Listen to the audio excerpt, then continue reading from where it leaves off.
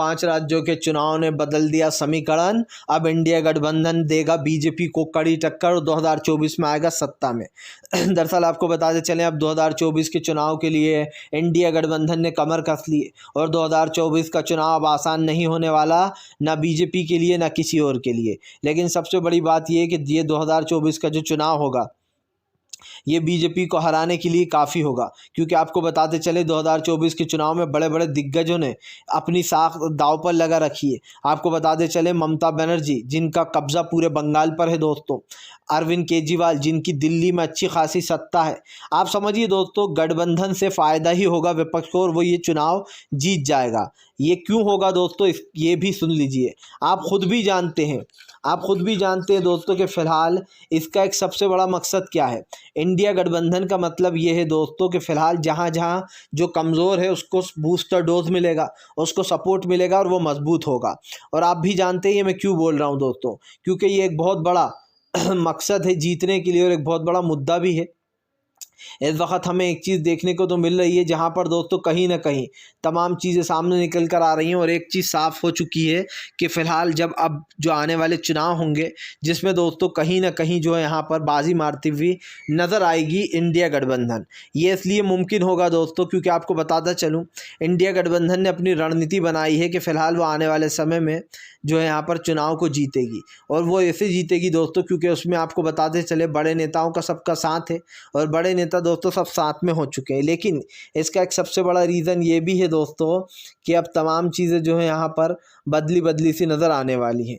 लेकिन दोस्तों मामला सिर्फ इतना सा नहीं है, इंडिया गठबंधन से लेकर तो बीजेपी तक, बीजेपी से लेकर तो दोस्तों तमाम जितने भी राज्य के जो लोग हैं जो आने वाले हैं उसमें कहीं ना कहीं दोस्तों अब मैटर जो है यहाँ पर बदलता हुआ नज़र आएगा। और एक चीज़ तो साफ़ हो चुकी है कि अब शो में जो है यहाँ पर दोस्तों काफ़ी बड़े बदलाव आने वाले हैं। लेकिन आपको बताते चलें ये शो मैं इसलिए बोल रहा हूँ क्योंकि आने वाले समय में भारतीय जनता पार्टी जो अभी 3 राज्यों के चुनाव जीती है उसमें एक बड़ा फैक्टर ये रहा दोस्तों कि फ़िलहाल अगर कांग्रेस ने कहीं पर भी गठबंधन कर लिया होता, ख़ास कर जहाँ पर वो कमज़ोर है, जैसे कि हमें पता चला है कि छत्तीसगढ़ में उनसे जो ख़ास कर आदिवासी थे वो थोड़े नाराज़ चल रहे थे, उनके साथ गठबंधन नहीं किया गया।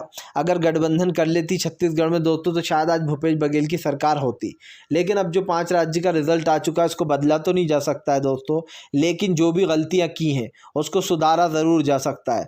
और दोस्तों अगर गलतियों से इंसान सीख ले तो आप ये समझिएगा कि वो ज़िंदगी में मजबूत हो जाता है। क्योंकि हर इंसान, देखिए इंसान दोस्तों कोई भी हो, हर एक ने कोई ना कोई लाइफ में गलती की होती है। ऐसा कोई इंसान आपको नहीं मिलेगा जिसने कभी कोई गलती नहीं की हो, और इंसान अपनी गलतियों से ही सीखता है। इस गलती से भी कहीं ना कहीं कांग्रेस को सीख मिली है दोस्तों।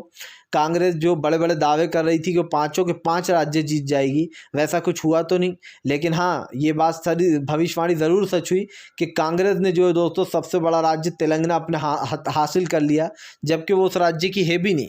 और उसके बाद भी तेलंगाना दोस्तों कांग्रेस के पाले में चला जाता है। ये इस बात की सबसे बड़ी वो है कि फ़िलहाल आने वाले समय में कहीं ना कहीं कांग्रेस अपनी सरकार बनाती हुई नज़र आएगी और भी राज्यों में दोस्तों। और एक चीज़ तो साफ़ हो चुकी है कि फ़िलहाल अब हमें आने वाले समय में काफ़ी बड़े बदलाव देखने को मिलने वाले हैं।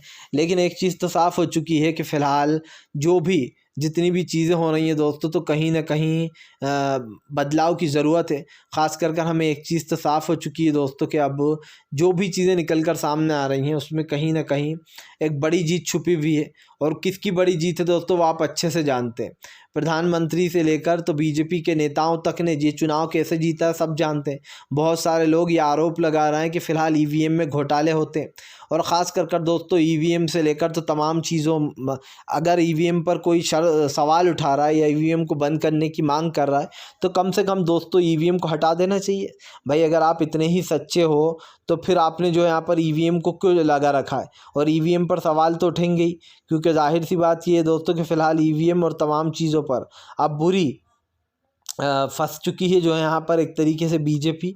लेकिन एक चीज़ तो साफ़ है कि आने वाले समय में काफ़ी बड़े बदलाव होंगे और ईवीएम को एक बड़ा मुद्दा है, इसको हटाने की मांग बहुत दिनों से चल रही है। लेकिन बार बार ये बहाना लिया जाता है कि अरे ईवीएम में तो कोई घोटाला नहीं है, ये तो विपक्ष डर रहा है। भाई अगर ऐसा वो नहीं था दोस्तों तो आप समझिए फिर बीजेपी ने जो है यहाँ पर ये क्यों कहा कि वो हो गया क्या बोलते हैं, एक बड़ी चीज़ दोस्तों सामने यही निकल कर आ रही है कि फ़िलहाल यहाँ पर एक बड़ा वो होगा, मैच होगा ख़ास करके इंडिया गठबंधन और बीजेपी में, और ये सेमीफाइनल ज़रूर इंडिया ही जीतेगा। लोगों की उम्मीद है। वीडियो अच्छा लगे तो लाइक करें, चैनल को ज़रूर सब्सक्राइब कर लें ताकि ऐसे वीडियो आपको आगे भी मिलते रहें दोस्तों।